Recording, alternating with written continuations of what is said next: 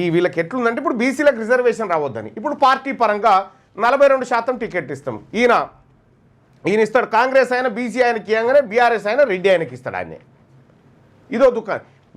నా పార్టీ పరంగా ఇచ్చే బిచ్చం ఎవరికి అక్కర్లేదు. నీ పార్టీ అంతా నీ కథ ఎంత ఇప్పుడు పోటీ చేస్తే గెలిచే పార్టీ కూడా కాదు, మళ్ళీ ఇటెంకలా కనిపించే పార్టీ కూడా కాదు. కాబట్టి నేను ఏమంటున్నంటే నీవు రిజర్వేషన్ల విషయంలో 42% రిజర్వేషన్ విద్యా ఉద్యోగాలు లోకల్ బాడీ ఎన్నికల్లో బీసీలకు కల్పించడం కోసం ఏదైతే 9th షెడ్యూల్ రూట్ ఉందో ఆ రూట్లో ఆ రూట్లో పోకుండా నువ్వు ఎన్ని డ్రామాలు చేసినా, ఎన్ని క్యాబినెట్ భేటీలు పెట్టి, ఎంత కాకమ్మ కబుర్లు చెప్పినా ఉట్టిదే. ఇక ఇవాళ క్యాబినెట్ సమావేశం అయితే ప్రెస్కు బ్రీఫ్ చేస్తాడు కదా, ఇక రెడ్డి చేయడు. ఇప్పుడు బీసీ ఆయనతో చేయిస్తారు, చూడు బీసీ మంత్రితో చేయిస్తాడు. ఇప్పుడు చేయించి బీసీల నోట్లో బీసీల మంత్రితోని మట్టి కొట్టించే కార్యక్రమం ఇవాళ చేస్తారు.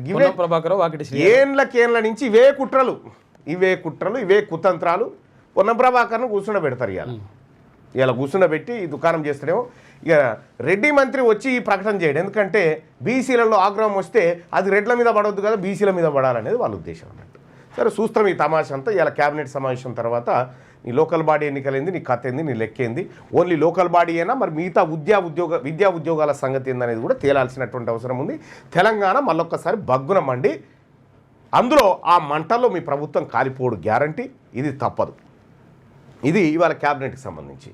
సో ఇప్పుడు నేను చెప్పిన మాటలు గుర్తుపెట్టుకోరి. సాయంత్రం వీలైతే మళ్ళొకసారి నాయి ప్రభుత్వాన్ని రెండు పక్కన పెట్టుకొని చూసుకోరు. శక్తి వంచన లేకుండా కృషి చేసినటువంటి ప్రభుత్వం ముచ్చట్లు, మన ముచ్చట్లు పక్కన పెట్టుకొని చూడండి, గదే ఉంటుంది కనిపించేది.